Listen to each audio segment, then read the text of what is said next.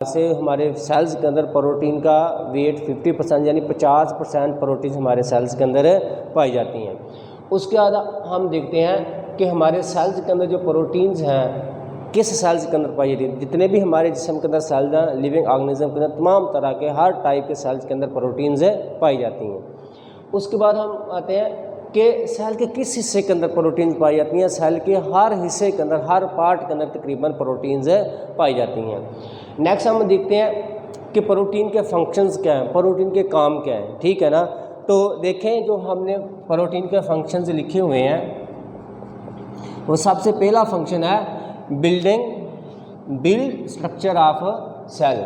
जो प्रोटीन्स हैं वो क्या करती हैं, हमारे सेल की स्ट्रक्चर को, साखत को क्या करती हैं, बनाती हैं। जैसे कि अगर हम बात करते हैं कि ये हमारा सेल है किसी भी एक जानदार का, तो सेल के बाहर वाली ये वाली जो मेम्ब्रेन है, इसको हम क्या कहते हैं, सेल मेम्ब्रेन का नाम देते हैं। तो सेल मेम्ब्रेन्स के अंदर क्या होती हैं, प्रोटीन्स के मालिक्यूल होते हैं। ठीक है ना। इसी तरह अगर हम न्यूक्लियर मेम्ब्रेन की बात करते हैं तो उसके अंदर भी प्रोटीन के मालिक्यूल्स होते हैं। इस तरह सेल के अंदर और भी बहुत सारी एंडोप्लाज्मिक रेटिकुलम होते हैं, स्मूथ और रफ एंडोप्लाज्मिक रेटिकुलम्स होती हैं, उनके अंदर भी क्या होते हैं, प्रोटीन्स के मालिक्यूल होते हैं। इसलिए हम कहते हैं जो प्रोटीन है वो क्या कहते हैं, build structure of the cell. Cell की साखत को प्रोटीन्स क्या करती हैं, बनाती हैं। नेक्स्ट हम आते हैं कि तमाम तरह के जो एंजाइम्स हैं जो सेल्स के अंदर होते हैं, जो सेल के रिएक्शंस को कंट्रोल, सेल के अंदर जितने भी क्या हो रहे होते हैं, रिएक्शंस, सेल के रिएक्शंस को कौन कंट्रोल करता है, वो एंजाइम्स कंट्रोल करते हैं। और तमाम एंजाइम्स किस चीज़ के बने होते हैं, प्रोटीन के बने होते हैं। तो इसका मीन है कि तमाम तरह की रिएक्शन को कौन कंट्रोल कर रहा है, प्रोटीन कंट्रोल कर रही है, क्योंकि एंजाइम को कौन बनाता है, प्रोटीन्स बनाती हैं। नेक्स्ट हम आते हैं कि तमाम तरह के जो रिएक्शंस होते हैं सेल्स के अंदर, उनको हम क्या नाम देते हैं, मेटाबॉलिक रिएक्शंस का।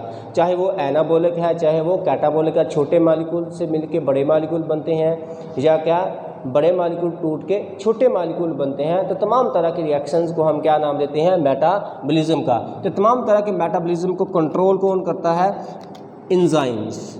तो एंजाइम किस चीज़ के बने होते हैं, प्रोटीन के। तो इसलिए हम कहते हैं ये प्रोटीन इसलिए भी सेल्स के अंदर वेरी इंपॉर्टेंट है, बहुत ज़्यादा अहम है। नेक्स्ट है मैनी हार्मोन्स।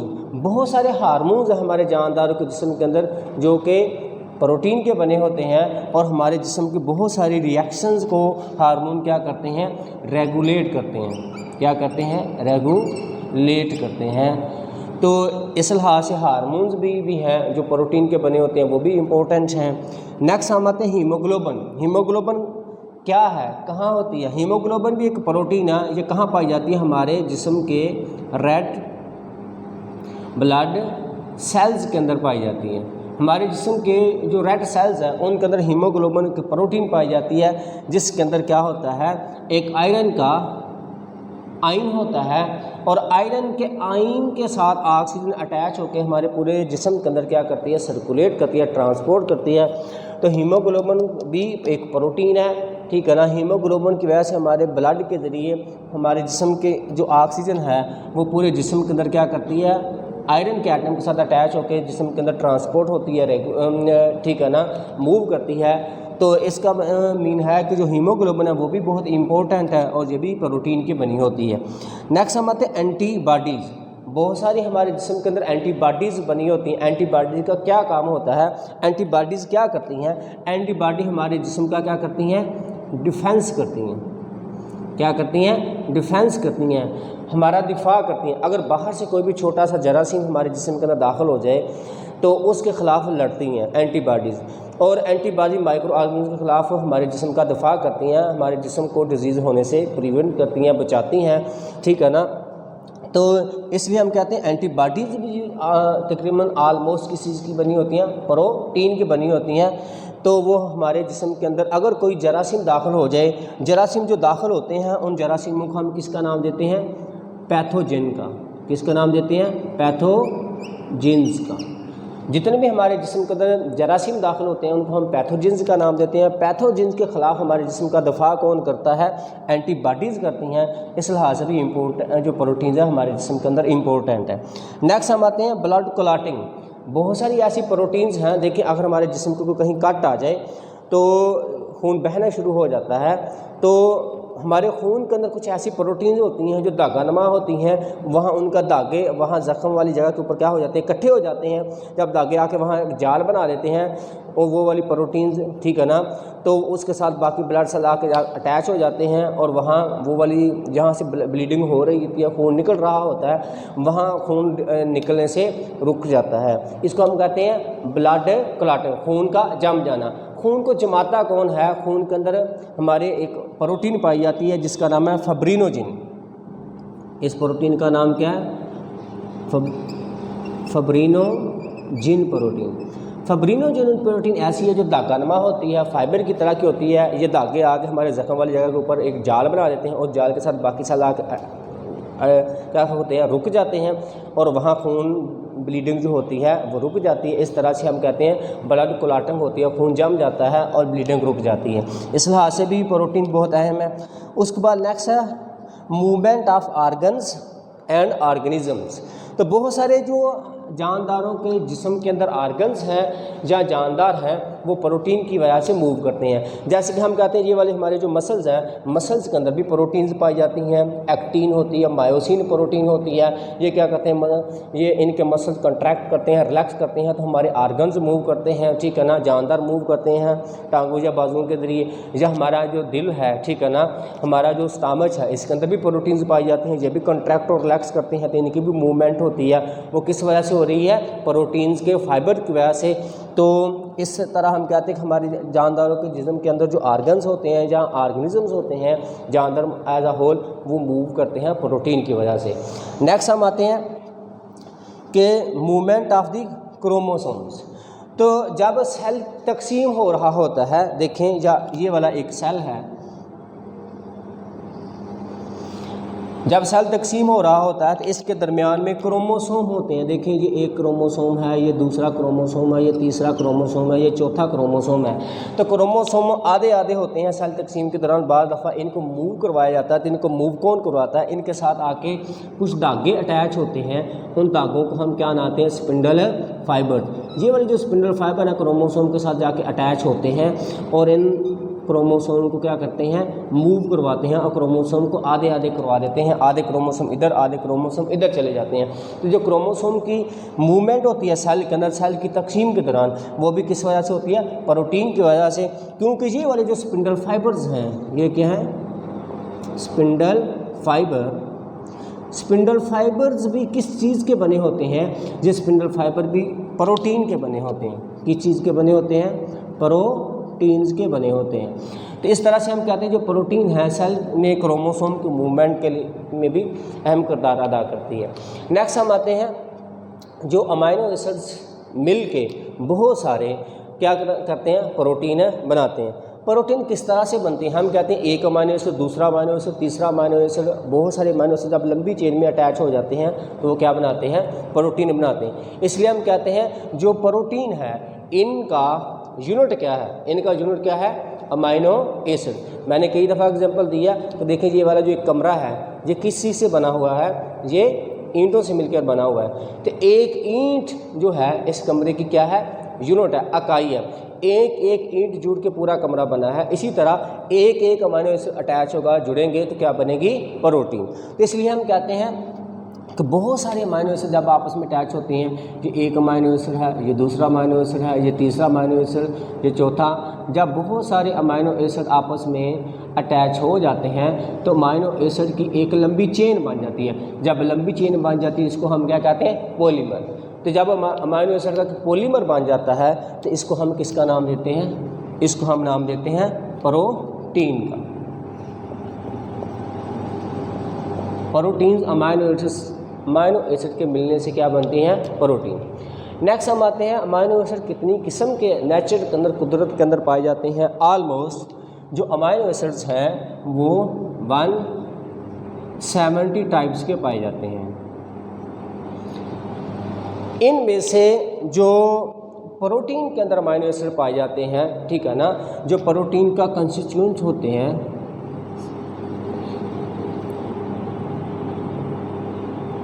जो प्रोटीन के अंदर पाए जाते हैं वो कितने होते हैं? आमतौर पर 25 किस्म के, 25 टाइप के जो अमाइनो एसिड्स होते हैं वो प्रोटीन को बनाने में आम पर हेल्प करते हैं। लेकिन इनमें से भी ज़्यादा तौर पर प्रोटीन के अंदर, सेल्स के अंदर जो है वो मोस्टली जो है वो कितनी टाइप के अमाइनो एसिड्स पाए जाते हैं?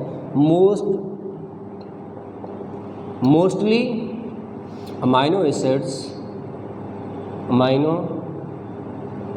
एसिड्स इन प्रोटीन।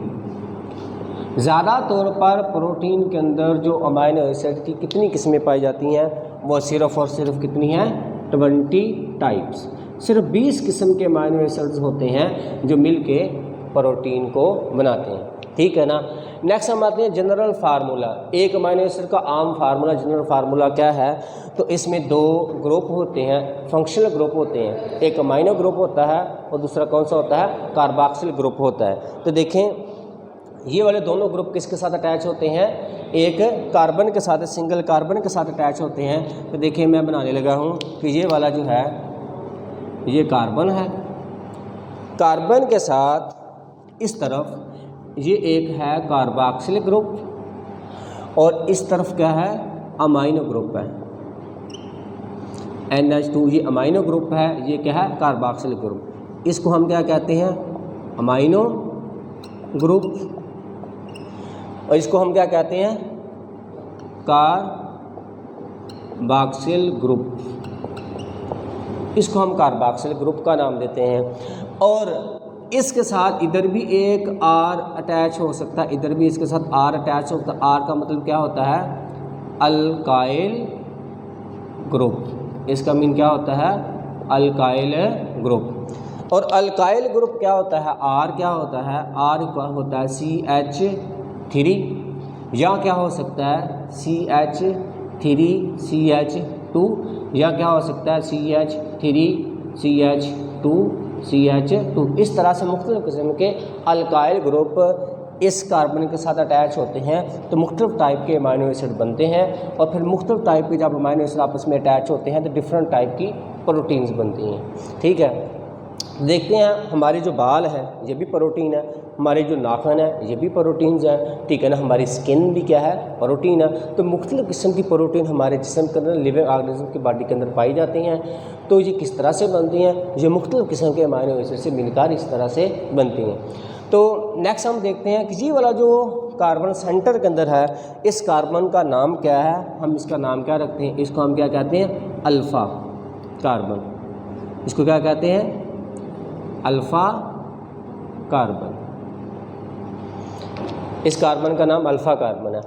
अब हम नेक्स्ट देखते हैं कि ये वाले अमाइनो एसिड के मॉलिक्यूल आपस में जब अटैच होते हैं, जब बांड बनाते हैं तो किस तरह से बांड बनाते हैं और इनके दरमियान में जो बांड बनता है उस बांड को हम क्या कहते हैं? इसका नाम क्या होता है? जब 2 अमाइनो एसिड आपस में अटैच होते हैं तो इनका हम नाम क्या रखते हैं? Peptide bond. क्या नाम रखते हैं इसका? Peptide bond. तो हम देखेंगे कि पेप्टाइड बांड किस तरह से बनता है। देखिए मैंने 2 अमाइनो एसिड लिखे हुए हैं, ये एक अमाइनो एसिड है, ये दूसरा अमाइनो एसिड है। तो देखिए मैंने लिखा हुआ है अगर ये वाला जो कार्बन है इसके दोनों तरफ हाइड्रोजन के एटम्स होंगे तो इस अमाइनो एसिड का नाम क्या होगा? ग्लाइसिन। इसका नाम क्या होगा? ग्लाइसिन। ठीक है। और इसका नाम क्या होगा? एलानिन। इसका नाम क्या होगा? एलानिन। देखिए इसमें दोनों तरफ कार्बन के क्या है? हाइड्रोजन है। इसके कार्बन के एक तरफ तो हाइड्रोजन है लेकिन दूसरी तरफ क्या? Alkyl group. यानी एक ग्रुप चेंज होने की वजह से डिफरेंट टाइप का अमाइनो एसिड बन गया। इन दोनों के दरमियान में बांड किस तरह से बनता है? ठीक है ना। ये वाला जो अमाइनो ग्रुप है ये भी बहुत ज़्यादा रिएक्टिव होता है। ये वाला जो कार्बोक्सिल ग्रुप है ये भी बहुत ज़्यादा क्या होता है? रिएक्टिव होता है। इसी तरह देखें इसका ये क्या है? इसका ये वाला अमाइनो ग्रुप है, ये देखिए यहाँ क्या आएगा? N। ये वाला क्या है? अमाइनो ग्रुप है। ठीक है ना। और ये वाला क्या है? Carboxylic group. ये भी बहुत ज़्यादा रिएक्टिव होते हैं। जब 2 अमाइनो एसिड आमने सामने आते हैं, एक का कार्बोक्सिलिक ग्रुप और दूसरे का अमाइनो ग्रुप आमने सामने आते हैं तो इनके दरमियान में रिएक्शन किस तरह से होता है कि एक का OH और दूसरे का H आपस में रिएक्शन करते हैं। जब रिएक्शन करते हैं तो यहाँ से क्या करते हैं? ये वाटर के मालिक्यूल को रिलीज़ करवा देते हैं। वाटर का मालिक्यूल यहाँ से एक निकल जाता है। ठीक है ना। यानी डिहाइड्रेशन हो जाती है। डिहाइड्रेशन मतलब रिमूवल ऑफ वाटर। तो जब ये वाला मालिक्यूल यहाँ से निकल जाएगा, ये वाला वाटर का, तो फिर एक बॉन्ड कार्बन का कम हो जाएगा इसका, ठीक है ना, और एक बॉन्ड किसका हो जाएगा कम, नाइट्रोजन का। तो फिर किन के दरमियान में बॉन्ड बनेगा, इस कार्बन और इस नाइट्रोजन के दरमियान में क्या हो जाएगा, बॉन्ड बन जाएगा। देखें इस कार्बन और नाइट्रोजन के दरमियान में बॉन्ड बन जाएगा। तो ये वाला जो इन दोनों के दरमियान में बॉन्ड बनेगा, इस बॉन्ड को हम क्या कहेंगे, पेप्टाइड बॉन्ड, ठीक है। इस तरह से 2 अमीनो एसिड आपस में अटैच हो जाते हैं। यहाँ तो हमने सिर्फ 2 अमीनो एसिड आपस में अटैच किए हैं, तो इसको हम डाई, ठीक है ना, अमीनो प्रोटीन का नाम देंगे। इसमें 2 अमीनो एसिड्स हैं। बाद दफ़ा क्या होता है, अगर जहाँ एक तीसरा अमीनो एसिड आके अटैच हो जाता है तो ठीक है ना, उसमें 2 पेप्टाइड बॉन्ड होंगे, उसको हम डाई पेप्टाइड का नाम देंगे उसमें, लेकिन 3 अमीनो एसिड होंगे। इसी तरह इधर भी और इधर भी और अमीनो एसिड अटैच होते जाते हैं और लंबी चेन बन जाती है अमीनो एसिड की, इसको हम प्रोटीन्स का नाम देते हैं। क्योंकि इधर भी देखिए क्या है, कार्बोक्सिल ग्रुप है, ठीक है ना, इधर क्या है, इधर कार्बोक्सिल ग्रुप है और इधर क्या है, अमीनो ग्रुप है। ये भी बहुत ज़्यादा रिएक्टिव होता है और ये भी बहुत ज़्यादा क्या होता है, रिएक्टिव होता है। तो दोनों तरफ और अमीनो एसिड आके बॉन्ड बना के लंबी चेन बनाते जाते हैं। इस तरह से डिफरेंट टाइप की प्रोटीन बनती हैं।